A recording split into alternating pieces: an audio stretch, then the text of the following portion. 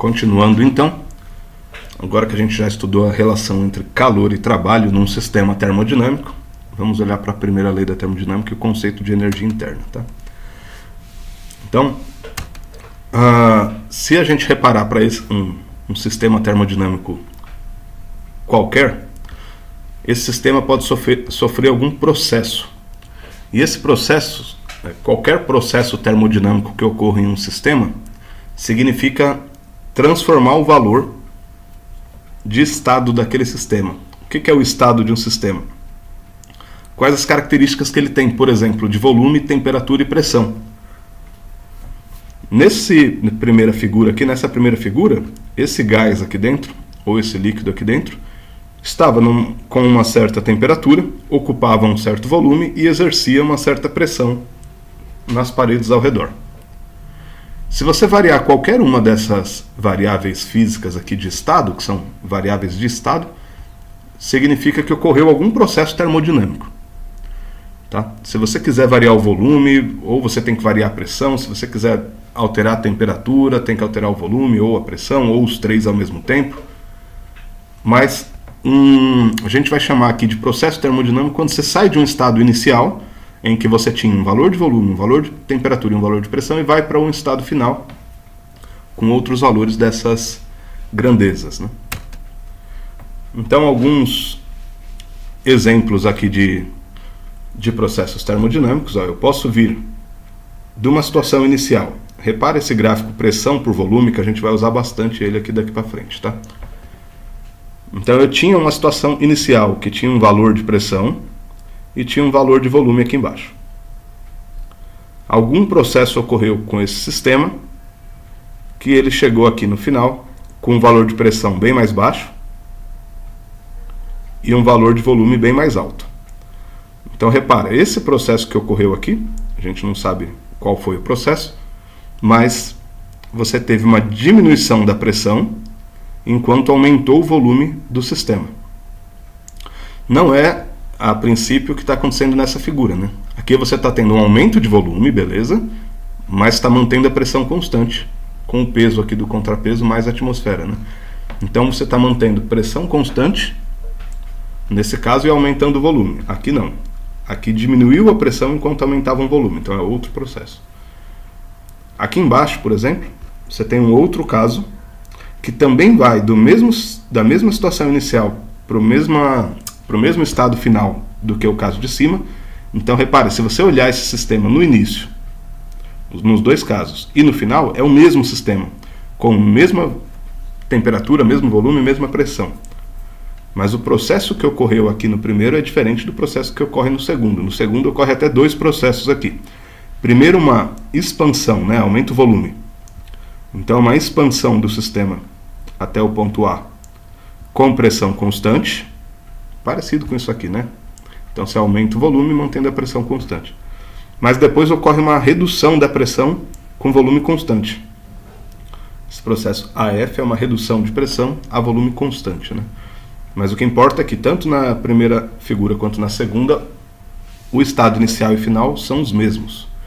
Não tem como distinguir o corpo aqui do estado inicial daqui e daqui, do final daqui e daqui, a princípio, né? Se ocorrer apenas transformações físicas. Bom, outra forma de ir aqui do mesmo estado inicial para o mesmo estado final é reduzindo primeiro a pressão a volume constante e depois aumentando o volume, expandindo com pressão constante, também dá. Repara que tem uma área rachurada embaixo desse gráfico, nessa área amarelada aqui, laranja, onde está escrito que o trabalho é positivo, é maior que zero. Lembra o que é trabalho, né? Se a gente volta aqui a alguns slides anteriores, trabalho tem a ver com a pressão vezes a variação de volume, sendo que se o volume final for maior que o volume inicial, é uma variação positiva de volume, né? Aumentou o volume, então o trabalho é positivo, ou seja, o sistema executou trabalho. Então aqui a gente tem um trabalho positivo nas três situações, porque houve um aumento de volume. Então o sistema termodinâmico, o gás, o líquido, ou o que quer que seja, executou trabalho sobre o exterior. Tá? Quando a gente fala assim, é bom lembrar, né? O que é executar trabalho sobre o exterior? É empurrar o exterior para outro lugar. Aqui nessa figura, você tinha aqui alguma coisa ocupando esse espaço aqui de cima, podia ser ar, podia ser outro líquido, enfim, não importa.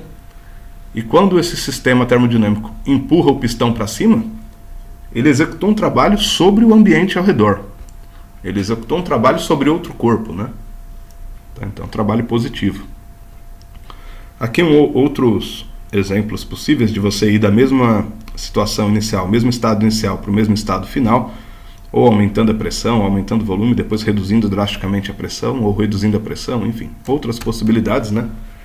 Ou no caso aqui, se você retornar do estado final para o estado inicial, você tem um trabalho negativo, significa que para você voltar daqui para cá, nenhum sistema termodinâmico faria isso por variações internas apenas, teria que ter uma interferência externa, né? Alguém de fora teria que fazer pressão, fazer força, ou tirar calor, alguma coisa de fora para poder promover esse retorno. Então, trabalho negativo, alguém de fora tem que executar trabalho sobre o sistema.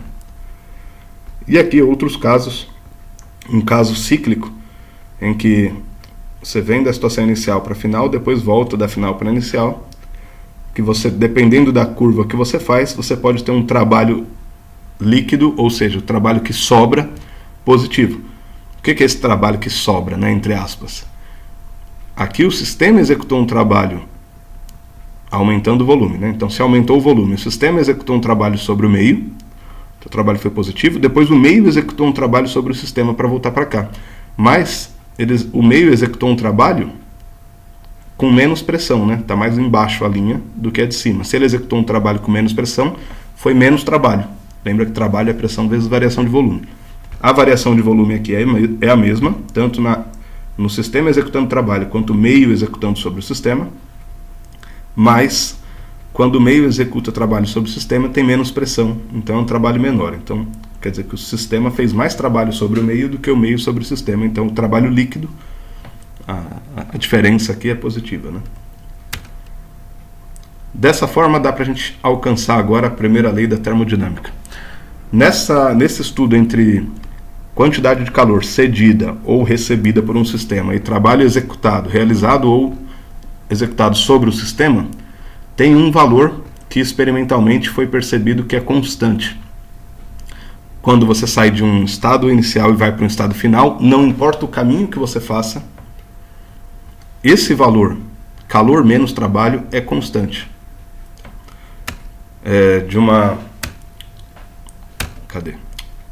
De uma maneira mais, com outras palavras, a gente pode colocar assim, né? O valor de calor menos trabalho representa a variação de uma característica intrínseca do sistema, a qual caracteriza o seu estado em determinado instante.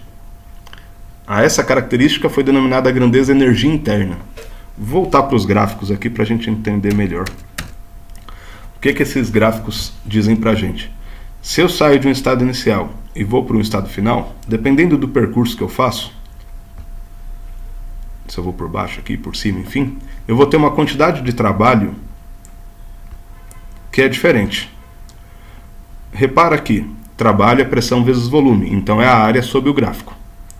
Se eu faço esse percurso aqui para ir do estado inicial até o estado final, eu tenho uma quantidade de trabalho realizada pelo sistema.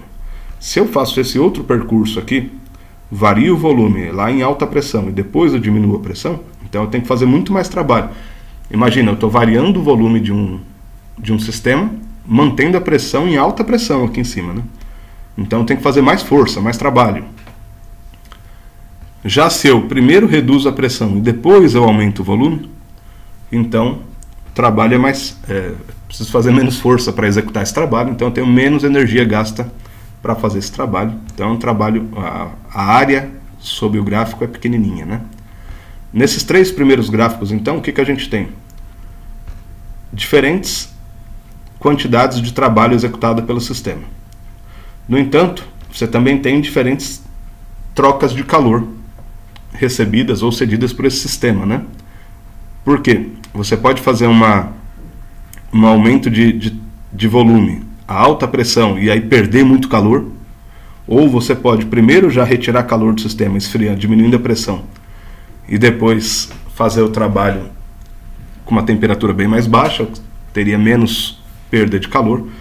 Então, quando você estuda essa variação de trabalho e de calor ao mesmo tempo, você chega à conclusão que esse valor Q menos W é constante. Não importa a transformação que você fizer, desde que seja do mesmo estado inicial para o mesmo estado final.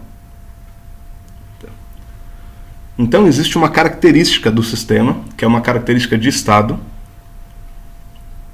que independentemente se você perde calor, ganha calor, faz trabalho ou perde trabalho, ou alguém executa trabalho sobre você, se você saiu do mesmo ponto e foi até um outro ponto, mudou essa característica que é constante no sistema. E aí foi chamada essa característica de energia interna. Tá? De tal forma que a primeira lei da termodinâmica vai nos dizer que a variação da energia interna de um sistema, quanta energia que tem dentro de um sistema, é, de uma forma geral, a energia interna final menos a energia interna inicial, quando ocorre um processo termodinâmico, que está ligada com a diferença entre o calor e o trabalho executado por esse sistema. Tá? De um modo infinitesimal, também se preferir, a variação da energia interna é quanto trabalho foi cedido ou recebido e quanto calor e quanto trabalho foi executado ou recebido pelo corpo. Né? Essa primeira lei da termodinâmica, na forma mais bruta. Conclusão dessa primeira lei da termodinâmica, que é o mais importante: existem variáveis de estado em um corpo, em um sistema termodinâmico, e tem variáveis de transferência, de troca. As variáveis de estado são aquelas que são características do corpo. Temperatura, por exemplo. Ninguém perde temperatura. Você não perde temperatura porque é uma característica do corpo. Você está com um valor de temperatura. Né? Você possui um valor de temperatura num determinado momento. Esse valor pode aumentar ou diminuir, mas por você trocar outras coisas com o ambiente, por exemplo, trocar calor. A energia interna também é uma característica intrínseca do corpo. Então, todo sistema termodinâmico, todo corpo, material, possui uma energia interna, que está ligada com a agitação molecular. Tá? De uma certa forma, seria a soma das energias cinéticas de todas as moléculas do corpo. Né? Soma das energias cinéticas e potenciais de todas as moléculas que constituem um corpo. Então, se você tem mais temperatura, por exemplo, você tem maior energia cinética de cada molécula microscopicamente, o que macroscopicamente, somado, dá um valor de energia interna naquele corpo. Você não perde energia interna. Tá? Você perde calor ou você realiza trabalho, que são variáveis de troca. Energia interna é uma característica, uma variável de estado de um corpo. Cada corpo, naquele instante de tempo, tem um estado característico, que é uma temperatura, uma energia interna, ocupa um volume, executa uma pressão, e tem uma capacidade térmica, enfim. Isso tudo são variáveis de estado do corpo. Tá? Variáveis de troca, calor e trabalho, por exemplo. Você pode perder calor, ganhar calor, ou você pode fazer trabalho sobre o meio ou receber trabalho do meio. Né? Conclusão: todo sistema termodinâmico em equilíbrio térmico tem uma importante propriedade física chamada energia interna, além da temperatura. Então, a lei zero da termodinâmica define que todo corpo tem uma característica chamada temperatura, e a primeira lei da termodinâmica define que todo corpo tem uma característica interna chamada de energia interna. Tá?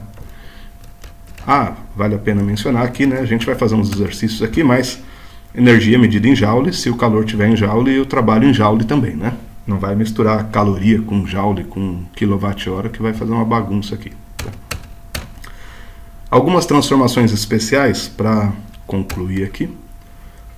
Então, sempre um processo termodinâmico, se a gente olha para um diagrama aqui, pressão por volume, a gente pode ter um processo adiabático, que é um processo quando não há transferência de calor entre o sistema e o meio.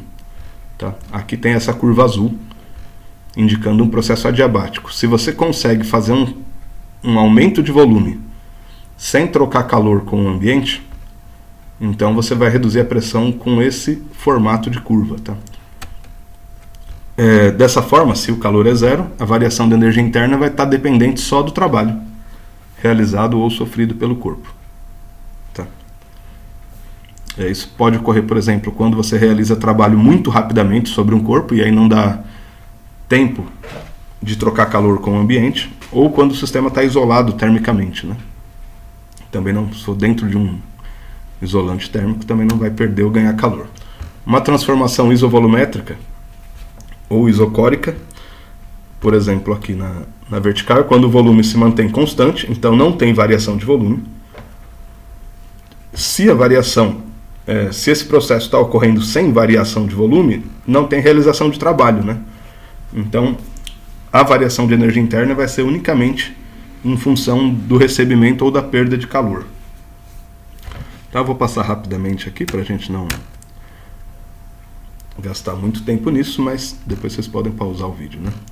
Processo isotérmico, por exemplo, aqui nesse pontilhado em vermelho, rosa aqui, quando você faz uma variação de pressão e volume, mantendo a temperatura constante, então a variação de temperatura é zero. Nesse caso não varia a energia interna.